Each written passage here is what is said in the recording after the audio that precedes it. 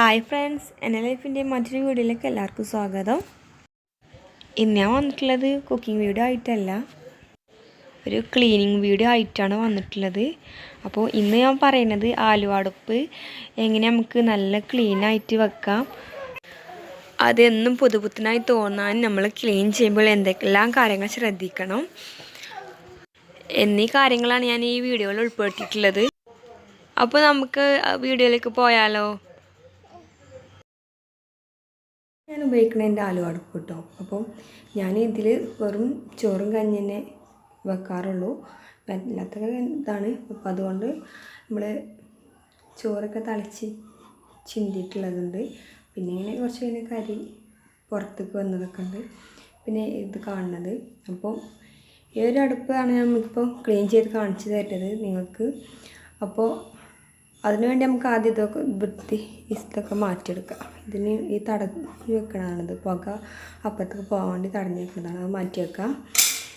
ഇനി നമുക്കിതൊന്ന് ജസ്റ്റ് ഒന്ന് ഒരു കോട്ടൺ തുണി എടുത്തൊന്ന് തുടച്ചു കൊടുക്കാം. ഇതിൽ പൊടിയൊക്കെ ഒന്ന് തുടച്ചു കൊടുക്കാം. അപ്പോൾ ഒന്ന് തുടച്ചു കൊടുക്കണം. അപ്പോൾ ഞാനിത് ക്ലീൻ ചെയ്യുമ്പോൾ നല്ല ചൂടുള്ള സമയത്തൊന്നും ക്ലീൻ ചെയ്യാറില്ല. കാരണം നമുക്കിത് നമ്മൾ കൈ ഉപയോഗിച്ച് ക്ലീൻ ചെയ്യുമ്പോൾ ചിലപ്പോൾ കയ്യിലൊക്കെ പൊള്ളാനൊക്കെ സാധ്യത ഉണ്ടാവും. അപ്പോൾ അത് ഞാൻ കുറച്ചൊന്ന് ചൂടായതിന് ശേഷമാണ് ഇത് ക്ലീൻ ചെയ്യാറ്. ക്ലീൻ ചെയ്യാൻ തുടങ്ങാം. അപ്പോൾ അതിന് മുന്നായിട്ട് എനിക്ക് പറയാനുള്ളത്, നമ്മളൊരിക്കലും ഇത് ക്ലീൻ ചെയ്യുമ്പോൾ ഇങ്ങനത്തെ സ്ക്രബ്ബറൊക്കെ വെക്കാൻ ശ്രദ്ധിക്കുക. കാരണം കമ്പിച്ചണ്ടിട്ട് ഒരിക്കലും നമ്മളിത് ഉരച്ച് കളയരുത്, ഇങ്ങനെ ഉരച്ച് വൃത്തിയാക്കാൻ പാടില്ല. കാരണം വെച്ചാൽ കമ്പിച്ചണ്ടിട്ട് വെക്കുമ്പോൾ ഇത് വേറെയൊക്കെ വീണ് പിന്നെ എന്തെങ്കിലും നമ്മൾ പുക എന്തെങ്കിലും ഉണ്ടെങ്കിൽ അതിൻ്റെ കമ്പിച്ചണ്ടിട്ട സൈഡിൽ കൂടെയൊക്കെ ഇത് കരിയൊക്കെ പിടിക്കാനൊക്കെ സാധ്യത ഉണ്ടാവും. അപ്പോൾ നമുക്കത് ഒഴിവാക്കാൻ വേണ്ടിയാണ് ഇങ്ങനെ ഇതുപോലുള്ളതോ അല്ലെങ്കിൽ വേറെ കമ്പിച്ചണ്ടി പോലെയല്ലാത്ത ഇതുപോലുള്ള സ്ക്രബ്ബറൊക്കെ ഉപയോഗിക്കുക. അപ്പോൾ നമ്മൾ കമ്പിച്ചണ്ടി ഉപയോഗിക്കുകയാണെങ്കിൽ എന്താണെന്ന് വെച്ചാൽ നമുക്ക് പിന്നെ പെട്ടെന്ന് അടുപ്പ് വൃത്തികേടായൊക്കെ തോന്നാനൊക്കെ സാധ്യത ഉണ്ട്. അപ്പോൾ നമുക്ക് ഇനി ആദ്യം ഇതൊന്ന് നമുക്ക് നനച്ചെടുക്കാം. ഈ അടുപ്പ് ഒന്നൊരു കോട്ടൺ തുണി എന്തെങ്കിലും ഉപയോഗിച്ച് നനച്ചെടുക്കാം. എല്ലായിടത്തും നനച്ചെടുക്കണം. ഇനി നമുക്ക് ഇതൊന്ന് ക്ലീൻ ചെയ്യാൻ തുടങ്ങാം. നമ്മൾ അടുപ്പ് നല്ല അത്യാവശ്യം ചൂടൊക്കെ ഉണ്ട്, കാരണം വെള്ളത്തിൽ നനച്ചപ്പോൾ തന്നെ ഇതിന് ആദ്യമൊക്കെ പോകുന്നുണ്ട്. ഇനി ഞാനിവിടെ ക്ലീൻ ചെയ്യാൻ നിൽക്കുന്നത് ഇതുപോലത്തുള്ള എക്സോ ബാറുകളാണ്.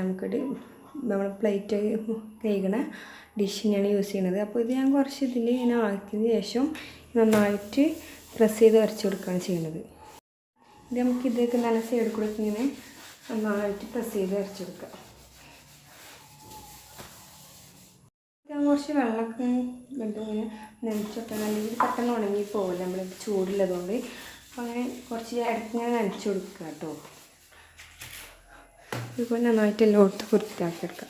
അപ്പോൾ ഇതുകൊണ്ട് നന്നായിട്ട് നമുക്ക് ഈ സ്ക്രബ്ബർ കൊണ്ട് നമുക്ക് നന്നായിട്ടിത് ക്ലീനായി ചെയ്യാനൊക്കെ പറ്റും. ഇപ്പോൾ കമ്പിച്ചണ്ടിൻ്റെ ആവശ്യമൊന്നുമില്ല. അപ്പോൾ ഇതുകൊണ്ട് തന്നെ നമ്മൾ കരികളൊക്കെ കിട്ടും. ഈ സൈഡോ എല്ലാം നമുക്ക് നന്നായിട്ട് ക്ലീൻ ചെയ്തെടുക്കുക.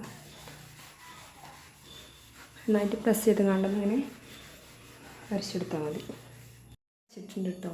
നമുക്കിതൊന്ന് വെള്ളവും കുറച്ചധികം വെള്ളം തുണിയിലാക്കിയാൽ അതൊക്കെ തുടച്ചെടുക്കാം. കുറച്ചധികം വെള്ളം തന്നെ യൂസ് ചെയ്യണം, എന്നാലേ നമ്മൾ ഈ പാദ്യമൊക്കെ ഒന്ന് പോയി കിട്ടുള്ളൂ. പിന്നെ അതിങ്ങനെ പ്രസ് ചെയ്തെടുക്കും കേട്ടോ. അപ്പോൾ നമുക്ക് നല്ല ക്ലീൻ ആയിട്ടുണ്ട്, നമ്മൾ ഇവിടുത്തെ കരികളൊക്കെ പോയിട്ടുണ്ട്. നമുക്കിനി ഇത് പോരാ, നമുക്ക് ഒന്നുകൂടി ഇത് തുടച്ചെടുക്കാം. ഒന്നുകൂടി തുണിയിൽ വെള്ളം ഇതാക്കിയിട്ട് നന്നായിട്ട് ഇത് പിഴിഞ്ഞിട്ട് ഇതൊന്നുകൂടി തുടച്ചെടുക്കാം. അപ്പോൾ ഇതുപോലെ ഇപ്പോൾ ഞാൻ തുണിയിൽ ആദ്യത്തെ അത്ര വെള്ളമൊന്നുമില്ല, നല്ല അത്യാവശ്യം ഉണ്ട്. എന്നിട്ട് ഇതിങ്ങനെ തുടച്ചെടുക്കാം.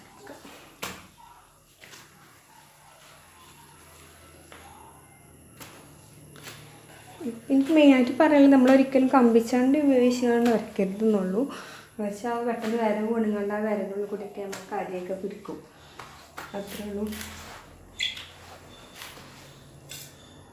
ഉണങ്ങിയൊരു തുണി ഉപയോഗിച്ചാണ്ട് ഒന്നുകൂടി ഇത് തുടച്ചെടുക്കാം കേട്ടോ.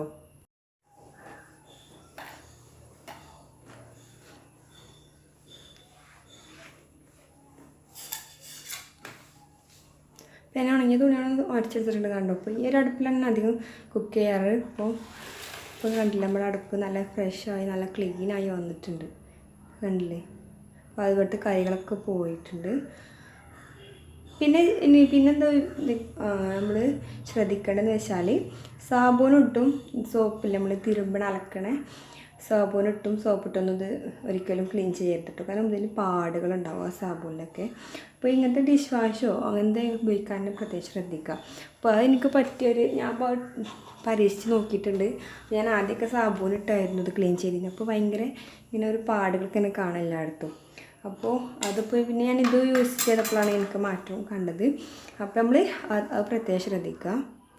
പറയണത് ഇത് നമുക്ക് മാസത്തിലൊക്കെ ഉപയോഗിക്കാവുന്ന എന്തോ ടിപ്പായിട്ടുണ്ട്. ഇത് നമുക്ക് കുറച്ച് വിനെഗർ കുറച്ച് എടുത്താണ് ഇതിൻ്റെ അടപ്പിൽ ഇങ്ങനെ എടുത്തിട്ട് ഇത് ഈ ഒരു ടിപ്പ് നമുക്ക് എന്നും യൂസ് ചെയ്യണമെന്നില്ല, മാസത്തിലൊരിക്കലൊക്കെ ഇങ്ങനെ ചെയ്താൽ മതി. ഇങ്ങനെ നമുക്ക് എല്ലായിടത്തും സ്പ്രെഡ് ചെയ്ത് കൊടുക്കുക. വിനെഗർ സ്പ്രെഡ് ചെയ്തിട്ട് നമുക്കൊന്ന് നല്ലൊരു ക്ലോത്ത് ഉപയോഗിച്ച് തുടച്ചെടുത്താൽ മതി. അപ്പോൾ നമുക്കിത് ഒന്നുകൂടി തിളക്കം കിട്ടാനൊക്കെ ഹെൽപ്പ് ചെയ്യും. അല്ലെങ്കിൽ വിനെഗർ അല്ലെങ്കിൽ നാരങ്ങ നീരായാലും മതി. അപ്പോൾ ഇത് എല്ലാ ദിവസവും ചെയ്യണമെന്നില്ല കേട്ടോ. അപ്പോൾ എന്താണ് മാസത്തിലൊക്കെ ചെയ്താൽ മതി. അപ്പോൾ അങ്ങനെയാണെങ്കിൽ ഒന്നുകൂടി തിളക്കം കിട്ടും നമ്മുടെ ഒരു ആലു അടുപ്പിന്. അപ്പോൾ ഞാൻ ഈ അടുപ്പ് ഉപയോഗിക്കാൻ തുടങ്ങിയിട്ട് 3 വർഷം കഴിഞ്ഞു. പക്ഷെ ഒരിക്കലും പറയില്ല ഈ അടുപ്പ് കണ്ടിട്ട് അങ്ങനെയൊന്നും. കാരണം ഞാൻ അത്രയും ഇത് കരുതിയിട്ടാണ് ഇത് കൊണ്ടുനടക്കുന്നത്. അപ്പോൾ ഇതാണ് ഞാൻ ചെയ്യാറുള്ളത്. അപ്പോൾ ഇങ്ങനെ ചെയ്യുകയാണെങ്കിൽ തന്നെ നമ്മൾ ആലു അടുപ്പ് എന്നും നല്ല പുതുപുത്തനായിട്ട് തന്നെ നമുക്ക് തോന്നാനൊക്കെ പറ്റും. ഇനി നമുക്ക് വേണ്ടത് ഇതിൻ്റെ അടുപ്പുകളൊക്കെ ഇതുപോലെ തന്നെ നമുക്ക് ക്ലീൻ ചെയ്ത് കണ്ട് നന്നായിട്ട് തുടച്ച് വെച്ചാൽ മതി. അപ്പോൾ ഇതൊക്കെയാണ് ഇതിൻ്റെ അടുപ്പുകൾ. ഇത് ക്ലീൻ ചെയ്തിട്ടില്ല. ഇതുപോലെ തന്നെയാണ് ആ ഒരു സ്ക്രബ്ബർ ഉപയോഗിച്ചിട്ട് ഇത് നന്നായിട്ട് ഉരച്ചിട്ട് നന്നായി തുടച്ച ശേഷം ഞാൻ ഇത് വെക്കലാണ്. അത് ഞാൻ കാണിച്ചു തരാം.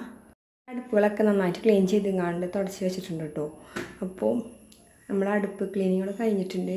പിന്നെ എനിക്ക് പറയാനുള്ളത് മിക്ക പ്രശ്നമാണ് ഇത് കത്തണില്ല എന്നൊക്കെ അല്ലേ. അപ്പോൾ ഫസ്റ്റ് ടൈമിൽ നമ്മൾ യൂസ് ചെയ്യുമ്പോൾ തന്നെ ഇതിൻ്റെ സെൻറ്ററിൽ ഈ പോർഷൻ ഉണ്ടല്ലോ. അപ്പോൾ ഇവിടെ കുറച്ച് പേപ്പറുകൾ കത്തിച്ചിടുക. ഓരോ ചെറിയ കഷ്ണം പേപ്പർ ഇങ്ങനെ കത്തിച്ചിട്ടിട്ട് ഈ ഹോളുണ്ടല്ലോ അതിൽ കൂടെ ഇങ്ങനെ പോകും. കാരണം ഇതിൽ എയർ കുടുങ്ങിയിരിക്കും. ഇതിൻ്റെ ഫുൾ കോയിലാണല്ലോ കോയിലടുപ്പിന്. അപ്പോൾ അതിൽ എയർ കുടുങ്ങിയതുകൊണ്ടാണ് ഈ ഒരു പ്രശ്നം വരുന്നത്. അപ്പോൾ ആദ്യം നമ്മൾ യൂസ് ചെയ്യുന്നതിന് മുന്നേ ഇവിടെ കുറച്ച് പേപ്പറുകൾ കത്തിച്ചിട്ടുങ്ങാണ്ട് ഇതിവിടെ ഇങ്ങനെ പോകും. ഇങ്ങനെ പോയിക്കൊണ്ടേയിരിക്കും, പാറിപ്പോകട്ട്. ആ പാറിപ്പോക്ക് നിൽക്കുന്നത് വരെ അങ്ങനെ ചെയ്തുകൊണ്ടിരിക്കുക. അങ്ങനെ അത് അതിലത്തെ എയറൊക്കെ പോവുകയാണ് ചെയ്യുന്നത്. പോയി കഴിഞ്ഞാൽ പിന്നെ അത് പോവില്ല. നമ്മൾ കത്തിച്ചിട്ട് പേപ്പർ അതിൽ നിന്ന് പോവില്ല. അപ്പോൾ അതുവരെ ചെയ്ത് നോക്കുക.